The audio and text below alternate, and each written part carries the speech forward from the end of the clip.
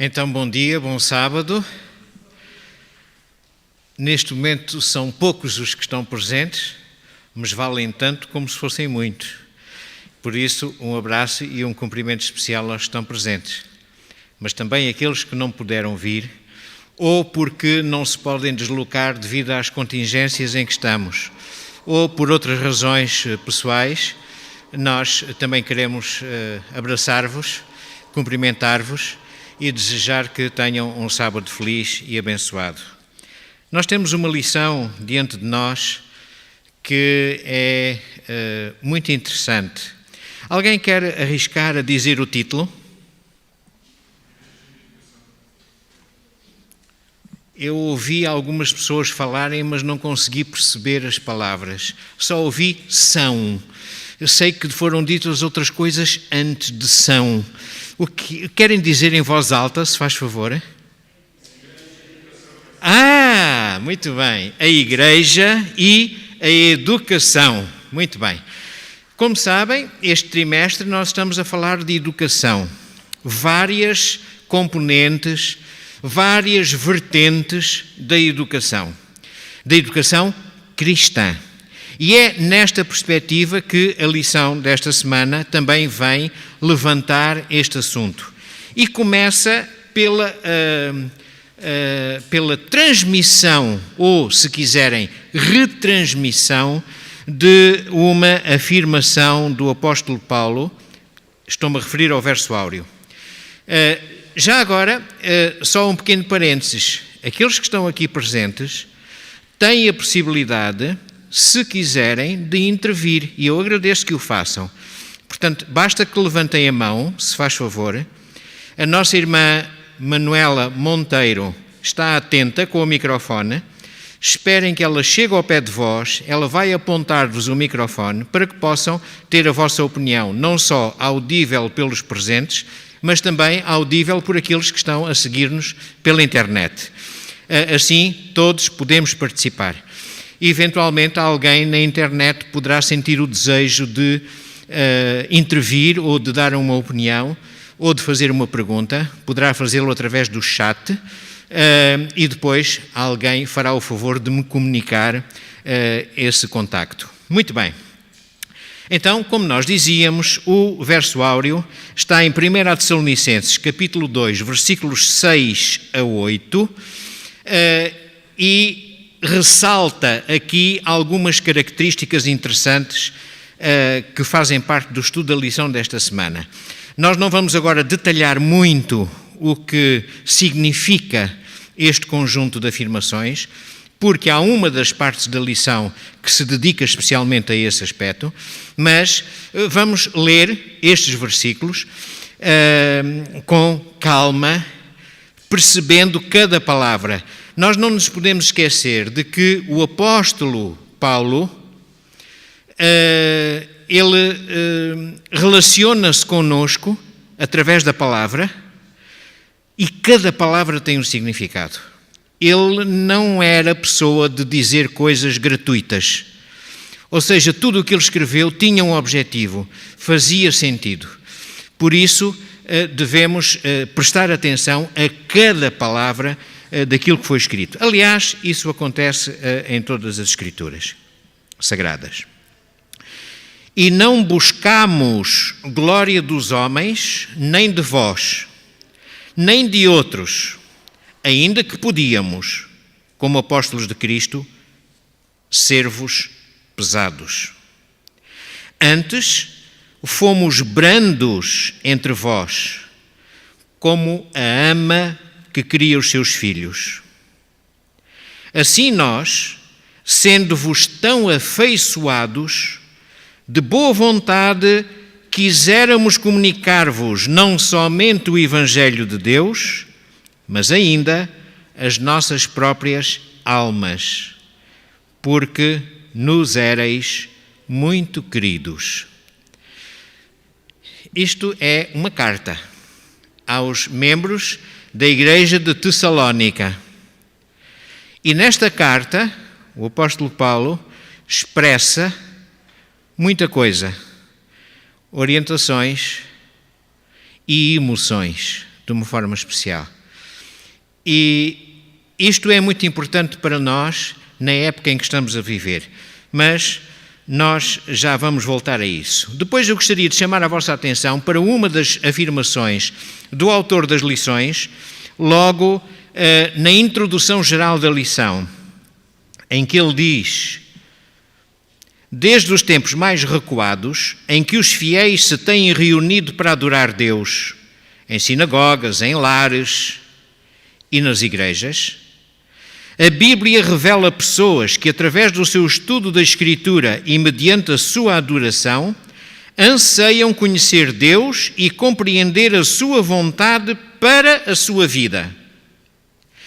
A Bíblia também revela repetidamente, notem bem, a Bíblia também revela repetidamente que a Igreja é um lugar onde debates sérios, relevantes, devem ocorrer.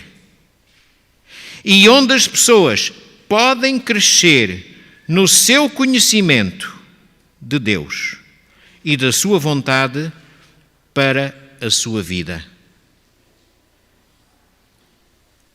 Notamos bem o significado daquilo que está aqui afirmado? O que está aqui a ser dito é que na Igreja há liberdade de expressão. O que está aqui a ser dito é que na Igreja deve haver pessoas com opinião e que devem partilhar as suas opiniões.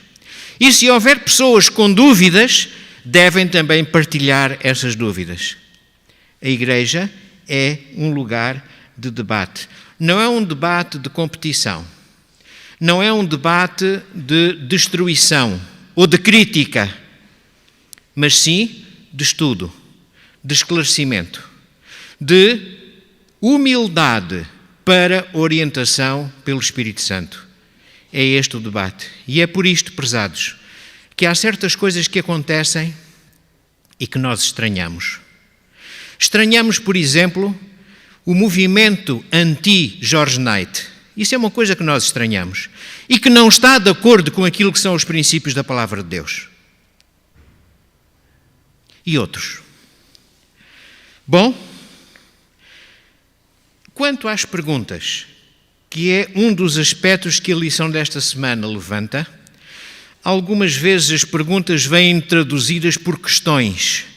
Perguntas e questões não são a mesma coisa. Em inglês, perguntas diz questão. Mas o sentido em português é diferente. Questão é uma coisa, pergunta é outra.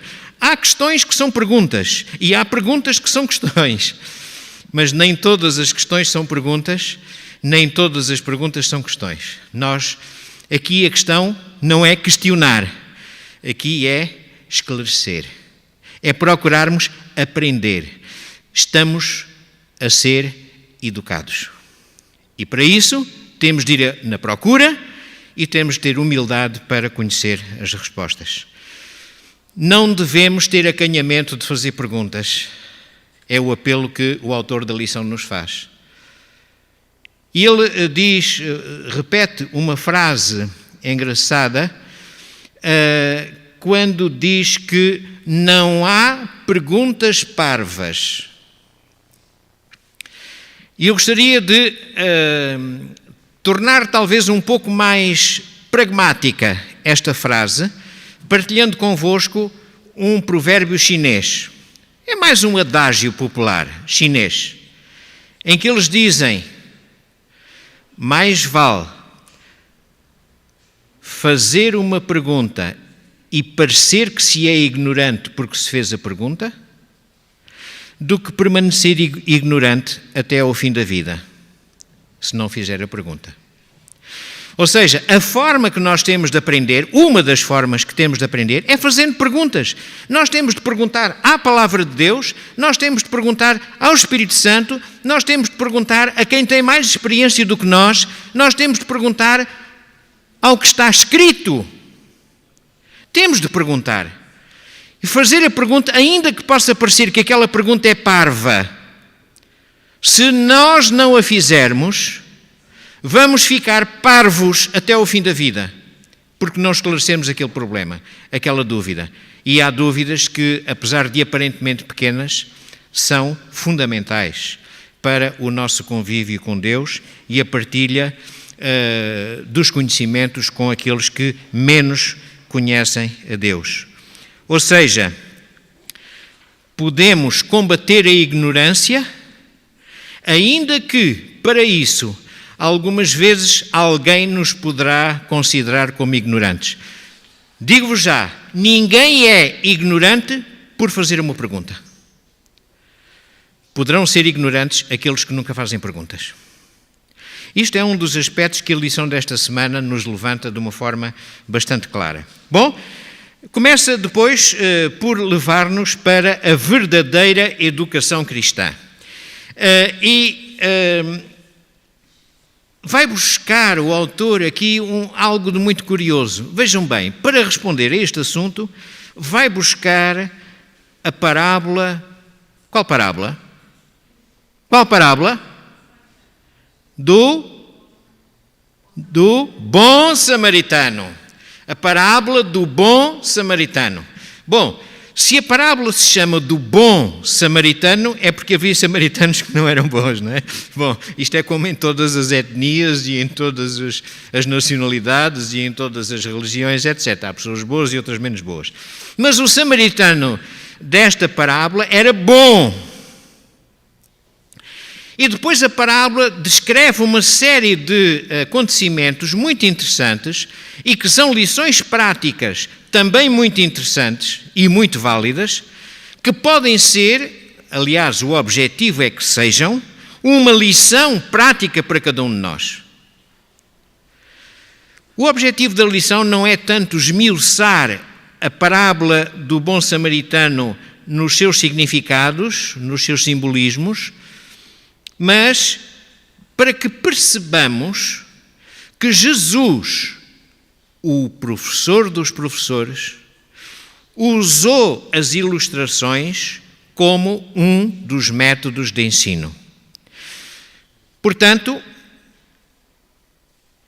procurou embelezar e tornar mais evidente a mensagem, aquilo que ele ensinava, recorrendo a ilustrações da vida prática. Nós não sabemos se esta experiência do bom samaritano foi verdade ou não. Quer dizer, se aconteceu realmente. Mas o que nós não podemos negar é que esta situação tem ensinamentos. E nós ficamos a olhar para esta experiência e nós aprendemos muita coisa se quisermos. Eu creio que a Igreja de Setúbal se recorda, pelo menos os mais antigos, pelo menos por 2 ocasiões em que esta parábola foi representada por um grupo de irmãos, jovens e adultos, e em que nós pudemos viver de uma forma emotiva até toda a evolução dos acontecimentos narrados nesta parábola do bom samaritano.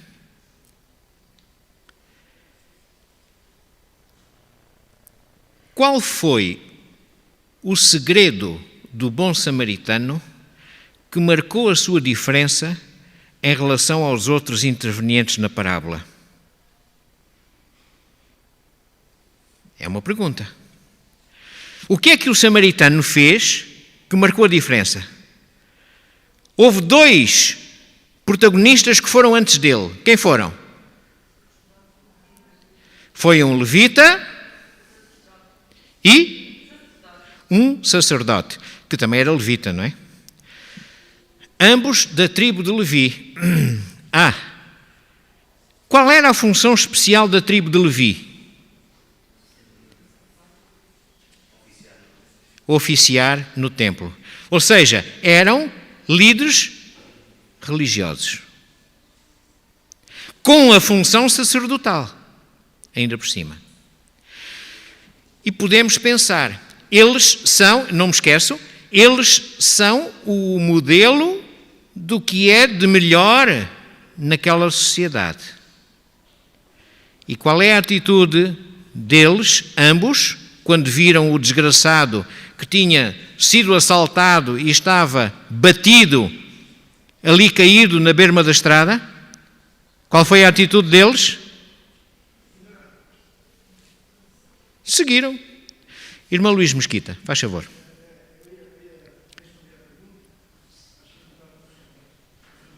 Só um bocadinho, irmão Luís.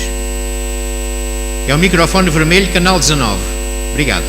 Pronto. Faz favor. Já está. Então, perguntasse ali a diferença, o que aconteceu.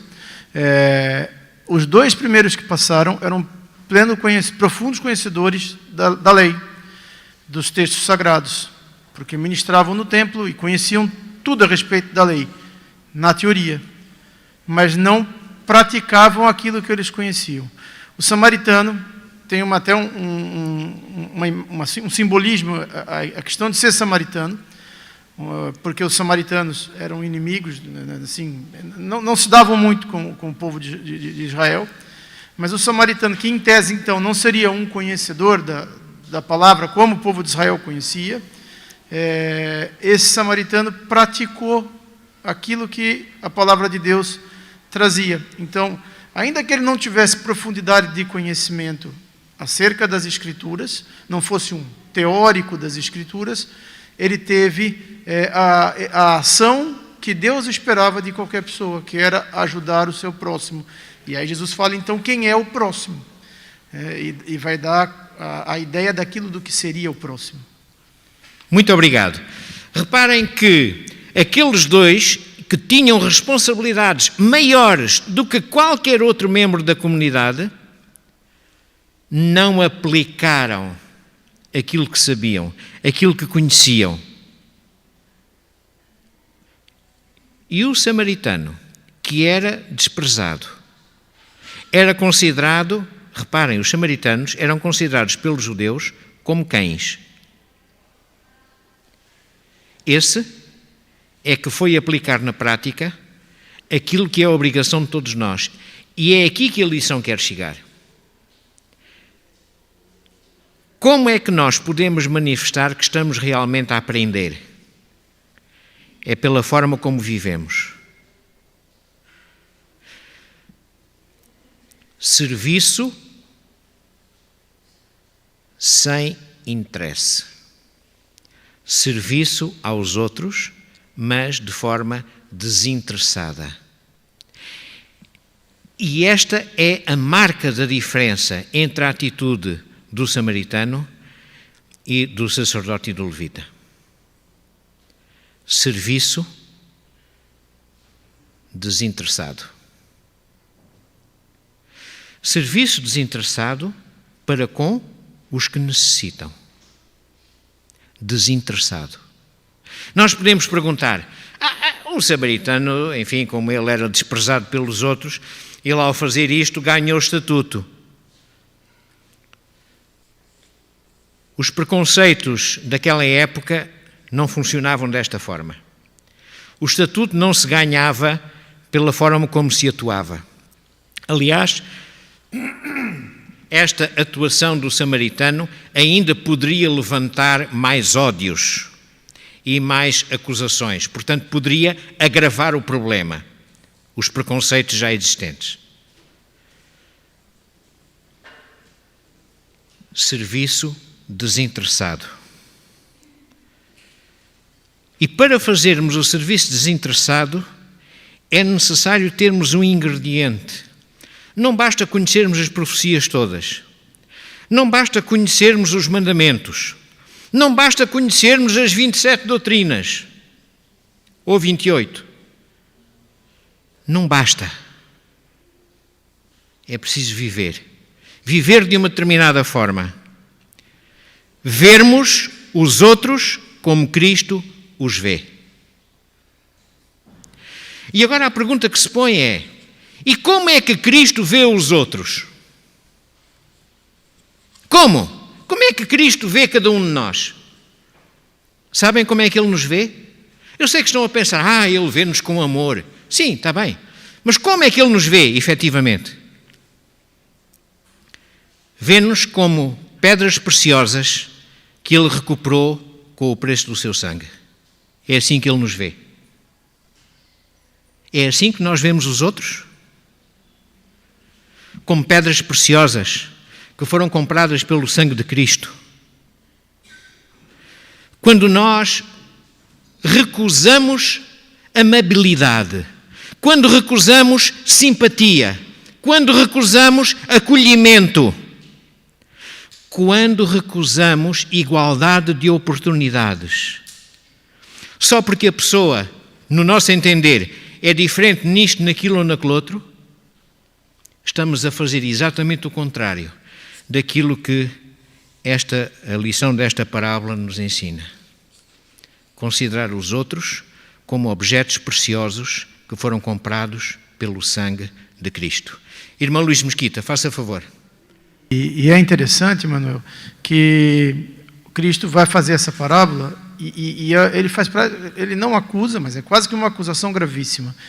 Porque ele diz assim, quando a pessoa pergunta a ele, quem seria o meu próximo?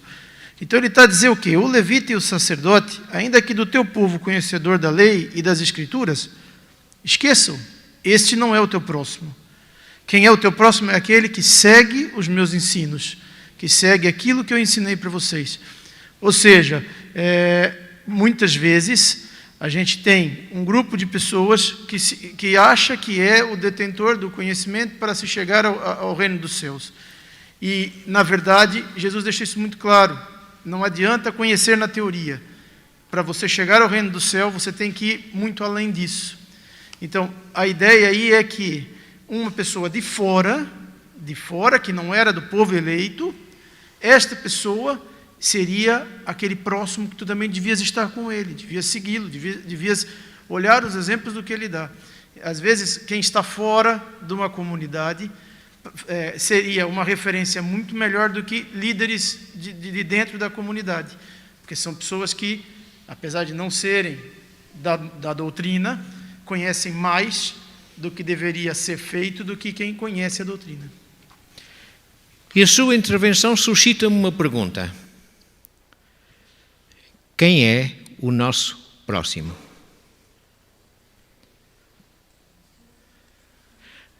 Provavelmente já estamos a pensar, bem, é aquele que está aqui ao meu lado. Também é. Mas não é só. Quem é o nosso próximo? É todo aquele que aparece no nosso caminho e que necessita de nós. Todo aquele que aparece no nosso caminho e que necessita de nós. Seja quem for. Aqui o irmão Paulo Sérgio Macedo quer dar uma opinião, por favor. Obrigado. Não é tanto uma opinião, é que o versículo 36 realmente coloca a questão de uma forma que nos interpela muito, que é de qual, pois, destes três te parece que foi o próximo daquele que caiu? Nós muitas vezes pensamos que o que caiu é que é o próximo, porque pensamos que temos que ajudar o nosso próximo, e em muitos pontos na Bíblia nos diz, ama o teu próximo como a ti mesmo, e nós pensamos Exatamente. No próximo. Mas este versículo pergunta, quem é que foi o próximo do que caiu? O próximo aqui foi o samaritano. Exatamente. Portanto, isto interpela-nos realmente, como o Emanuel estava a dizer, a nós termos esta ação pela compaixão. Se não existe a compaixão, não pode haver ação. E aqui o movimento da ação é, o samaritano é que foi o próximo daquele que caiu. Muito bem, muito obrigado. Ora, um próximo só existe se houver outro próximo, não é verdade? Então temos aqui dois próximos. Um que é emissor e o outro é receptor. E se calhar, em determinado momento da vida, os papéis invertem-se.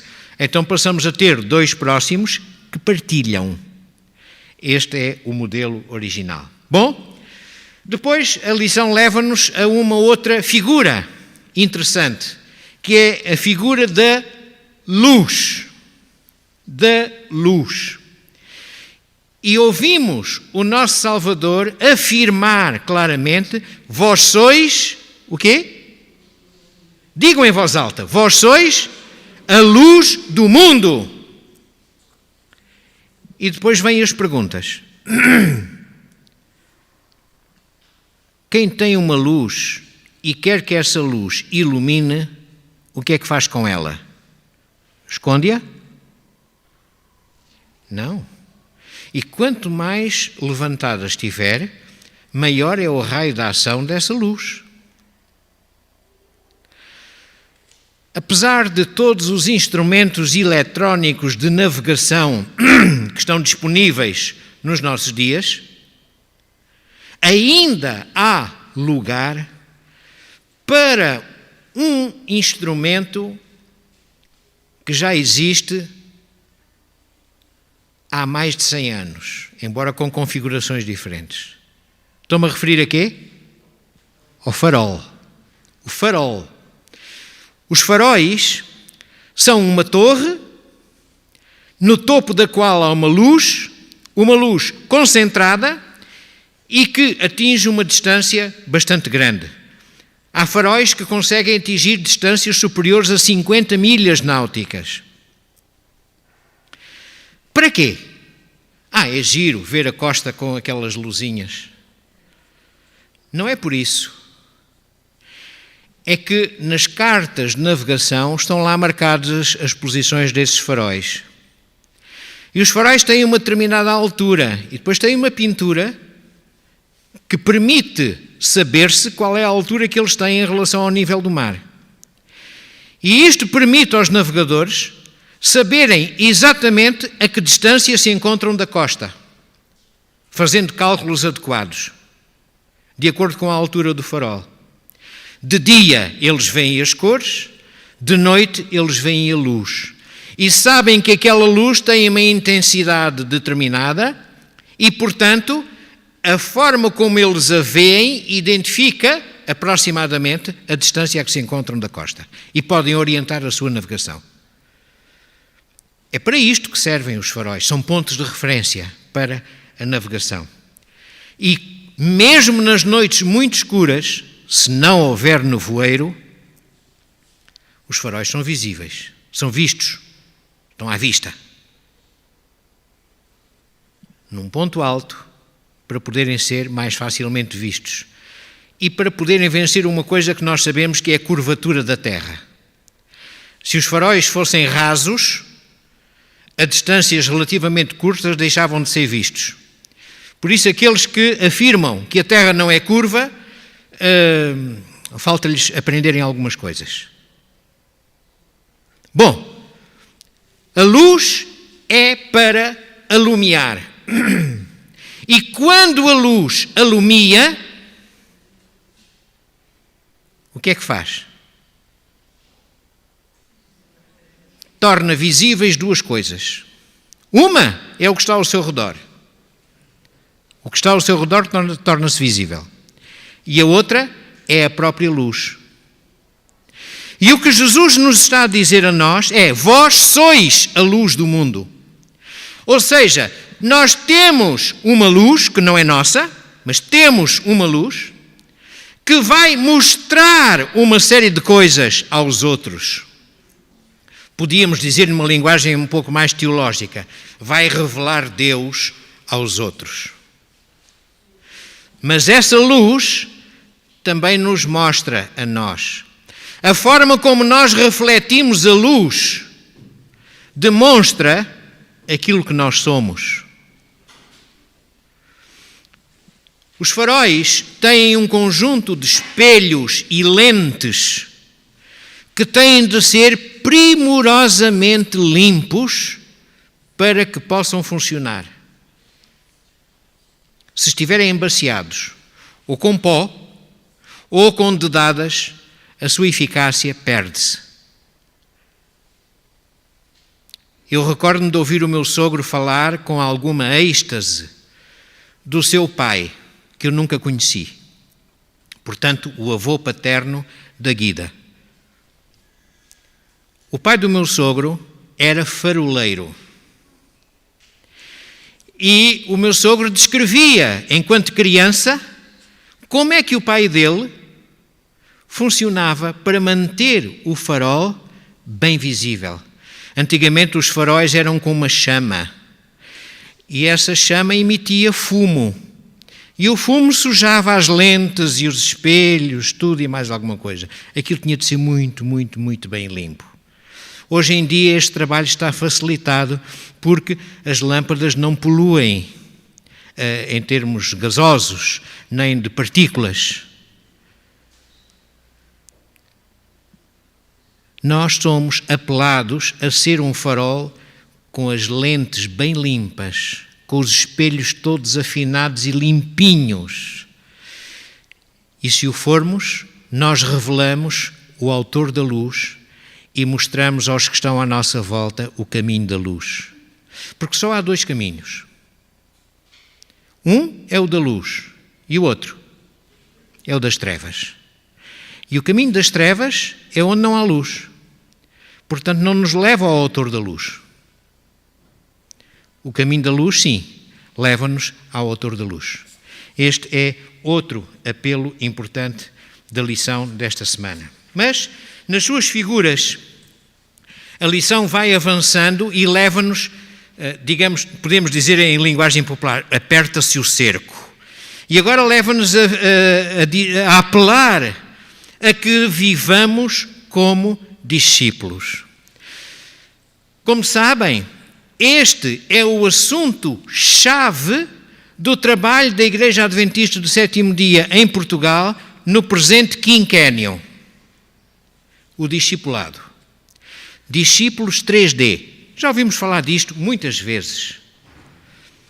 E vem nas nossas publicações, etc. E o Presidente da União, o pastor António Amorim, com frequência se refere a esta situação. Os discípulos 3D. Bom, na verdade, o que é ser discípulo? É uma pergunta. O que é ser discípulo? O que é um discípulo? Alguns dirão, são os alunos. Alunos são alunos. Alguns alunos podem ser discípulos, mas nem todos são. A Guida estava a dizer alguma coisa. O que era?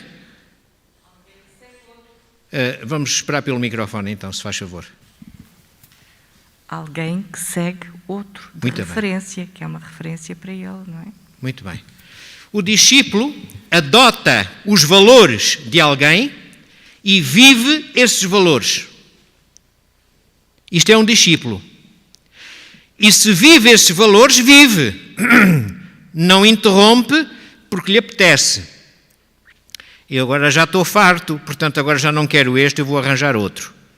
O verdadeiro discípulo adota um mestre e segue os ensinamentos do seu mestre, vivendo-os e aplicando-os ao longo da sua vida. E que foi isto que Jesus quis dizer quando afirmou: sois meus discípulos. Ou seja, vocês bebam em mim os valores e venham comigo. Sigam o meu caminho. Estes são os verdadeiros discípulos. E é isso que a lição nos procura dizer. E depois perguntando, outra vez perguntando, qual é então a missão dos discípulos? É apenas imitar Jesus só para parecer bem? Qual é a missão do discipulado que Jesus nos propõe? Está na lição. Qual é a missão? Olhem, pobres, quebrantados do coração, cativos, cegos, oprimidos. E mais uma coisa. Sabem qual é? Anunciar o quê? O ano aceitável do Senhor. Este é o pacote. Os pobres, para quê? Os discípulos têm de atuar junto dos pobres com que objetivo? Partilhando com eles o Evangelho. Dando-lhes uma esperança. Os pobres estão entalados pela pressão da falta de meios, pelas preocupações, talvez pelas dívidas. Vamos ajudar os pobres, dando-lhes o Evangelho, que é o que lhes dá a esperança. Mais, os quebrantados do coração. Nós podemos dizer os deprimidos, os que estão angustiados. E sabem o que é que Jesus disse para fazermos aos quebrantados do coração? Levar-lhes o quê? 4 letras. 4. Cura! A cura! Só há muito poucos anos é que se fala da depressão como uma doença. Porque ao longo das décadas, a depressão foi sempre considerada um defeito, um ponto fraco. Mas a depressão é uma doença e precisa de cura, precisa de tratamento. E aquilo que Jesus nos diz é isso. Jesus é o médico dos médicos. E, portanto, ele diz-nos, a depressão é uma doença, portanto, temos de lhes levar a cura. Bom, ele não está a referir-se apenas à cura médica da opressão, do quebrantamento do coração. Aos cativos, o que é que Jesus diz que lhes devemos levar? É fácil. Liberdade. Liberdade aos cativos. E aos cegos, o que é que ele diz para levarmos? Visão. Levar visão aos cegos. Todas estas palavras têm segundos sentidos. E temos de ver que tipo de visão é que se está a referir Jesus. Temos de ver que tipo de liberdade é que Jesus está a propor. Temos de ver que tipo de cura é que Jesus está a propor também. E depois volta ao conceito de liberdade para os oprimidos. Aqui já não diz para lhes dar liberdade, mas sim para os levar à liberdade.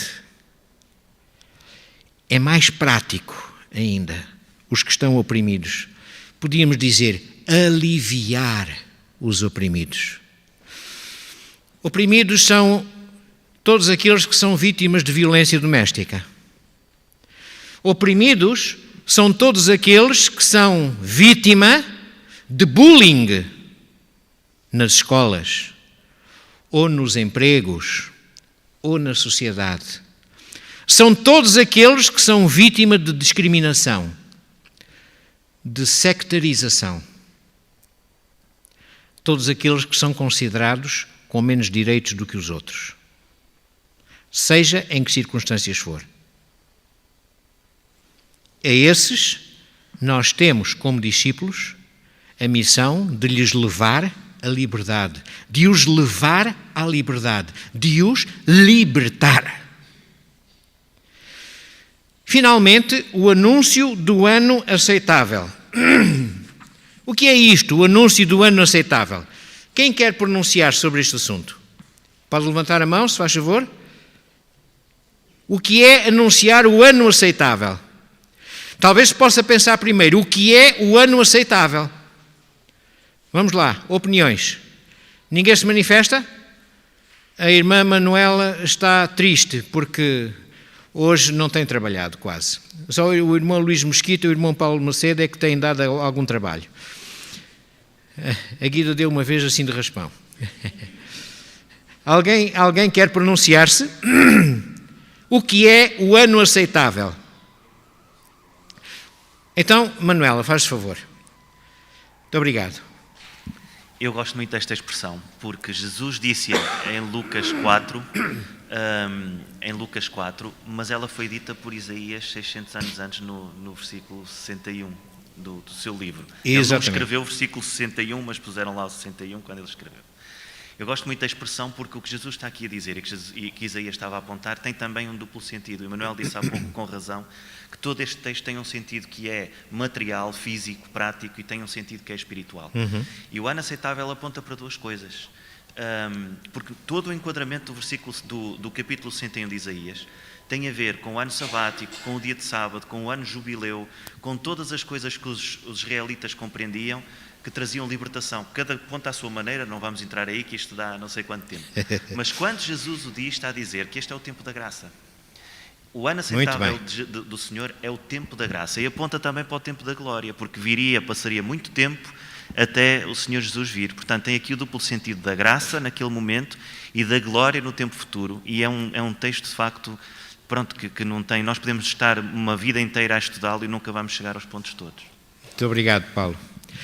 Nós estamos a viver, desde 1844, um tempo especial.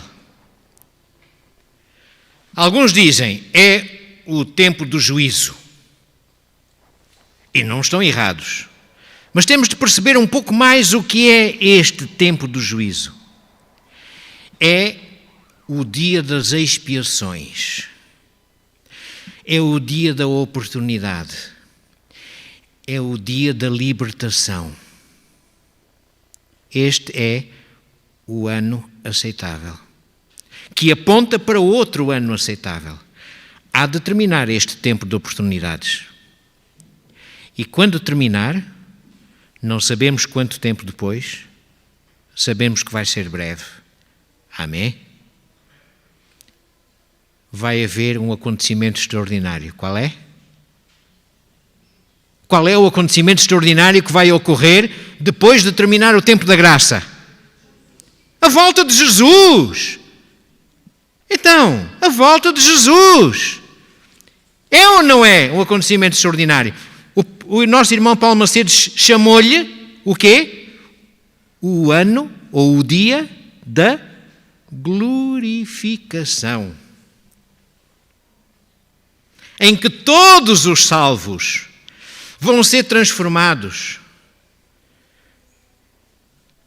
e vão poder acompanhar o Rei dos Reis e Senhor dos Senhores numa viagem interastral, extraordinária. E vão ser recebidos numa ceia extraordinária. E vão conhecer cara a cara aquele que é o seu modelo para o discipulado. Vão poder ver as suas feridas. Vão poder fazer-lhe perguntas e tirar dúvidas. Vão poder conversar com Paulo de Tarso e com Jó e com Davi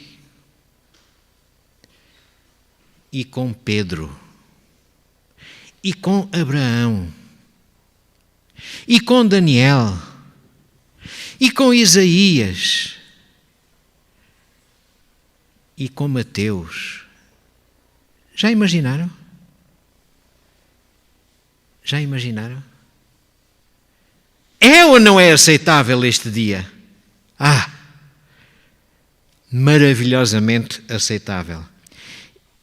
Depois de tudo o que dissemos para os oprimidos, os quebrantados do coração, os cegos, esta missão dos discípulos inclui anunciar a libertação e a glorificação. Isto é pedido a cada um de nós. Porque no momento em que nós aceitamos Cristo, ouvimos a sua voz. Vós sois meus discípulos. Bom, o tempo urge e nós estamos praticamente na hora de terminar. Procurar a verdade, outro aspecto importante. Permitam-me uma pergunta. O que é a verdade? O que é coisa? Que coisa é a verdade? O que é a verdade? Não, o que é coisa, não é pessoa, coisa. O que é a verdade? A palavra de Deus é a verdade. As revelações de Deus para nós, isso é a verdade. Agora, quem é a verdade? Quem é a verdade? Cristo. Muito bem. Duas ferramentas importantes. A palavra de Deus e Cristo. O que é interessante é que ele nos diz, nos fala aqui de eternidade, passado, etc. Eu peço-vos desculpa, mas gostaria de ter uma palavrinha em relação a este ponto. Até porque o comentarista, o autor da lição, vai tocar nesta situação. Meus estimados, qual é a realidade temporal de Deus? Em que tempo é que Deus está? No passado, no presente ou no futuro? Deus. Como é que Jesus disse que Deus se chama? Eu sou. O eu sou diz que, etc. Qual é o tempo de Deus? Presente. O tempo de Deus é o presente. Deus existe, não existiu, existe. Há 1000 anos atrás, Deus existe. Daqui a 1000 anos, Deus existe. Neste preciso instante, Deus existe. Deus é. Nós não temos presente. Muitas vezes nós falamos, e o tempo presente, o que é o tempo presente? Já passou.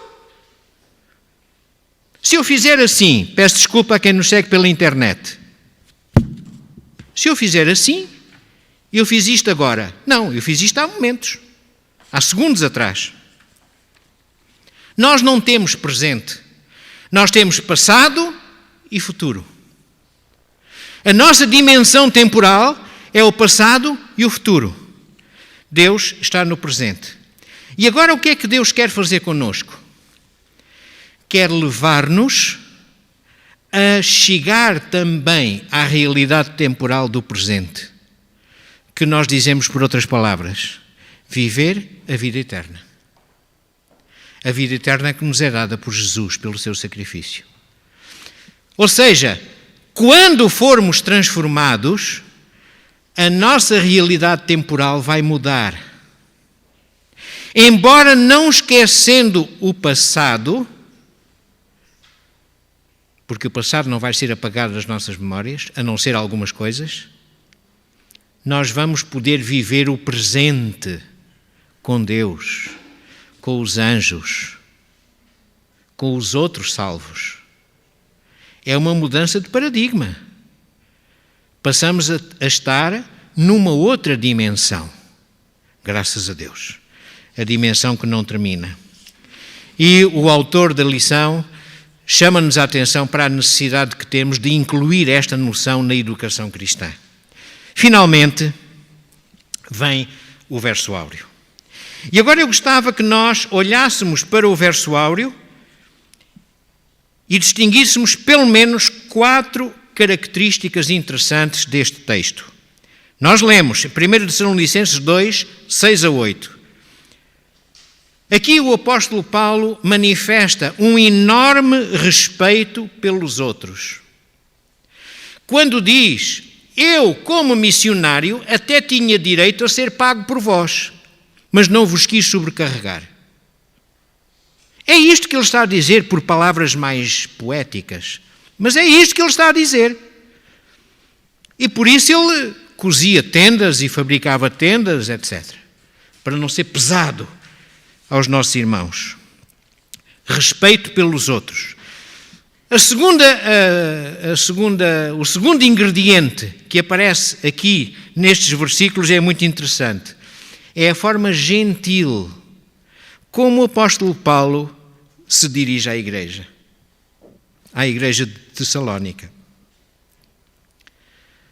Nós vivemos um tempo em que a gentileza ou não existe, ou é gozada. As pessoas que são gentis são desconsideradas. A gentileza e a amabilidade. Já assisti, num transporte coletivo, um cavalheiro levantar-se, dar o seu lugar a uma senhora e a senhora dar-lhe uma tremenda descompostura. Eu já assisti a isto, no metro, em Lisboa. Já há bastantes anos que eu não ando no metro. A gentileza é gozada. Mas aquilo que o apóstolo Paulo manifesta nestes versículos é uma enorme gentileza. A maneira como ele se dirige aos membros. Reparem, ele não pegou no martelo, como fazem os juízes, e bateu na mesa. Mesmo quando ele chamou a atenção para erros das igrejas, ele fê-lo com clareza, mas com uma gentileza fantástica. Gentileza. E junta a esta gentileza outra coisa, que também hoje em dia, infelizmente, é desrespeitada. A afetividade. A afetividade, o calor humano, o amor. O apóstolo Paulo dirigiu-se aos membros de Tessalónica com afeto. Leiam bem os textos que estão no verso áureo. E, finalmente, ele partilhou com eles algo de muito íntimo, ou seja, intimidade. São 4 aspectos muito interessantes que eu vejo neste verso áureo. Agora, meus estimados, mesmo para encerrar, será que a Igreja, o título é A Igreja e a Educação, não é? Será que a Igreja vive estes ingredientes? E posso fazer outra pergunta. Qual é o papel da educação na Igreja? Ou melhor, como é que a Igreja desenvolve o papel da educação? Queriam que eu fosse mais concreto? Como? Há várias formas. Aquela em que nós estamos aqui neste momento, a escola sabatina. A escola sabatina é uma forma de educação. É uma escola. Até há quem lhe chame a maior universidade do mundo. A escola sabatina é fundamental. O estudo da lição é fundamental. Nada deve substituir o estudo da lição da escola sabatina. Nada. Nem outras atividades da Igreja. A escola sabatina é fundamental. Bom, as classes bíblicas, classes batismais e outras classes bíblicas. As séries de conferências. Estão a pensar que eu me esqueci de alguma, não? E as escolas. Não podia esquecer. A nossa Igreja, pela graça de Deus, tem 2 estabelecimentos de ensino, além de outros.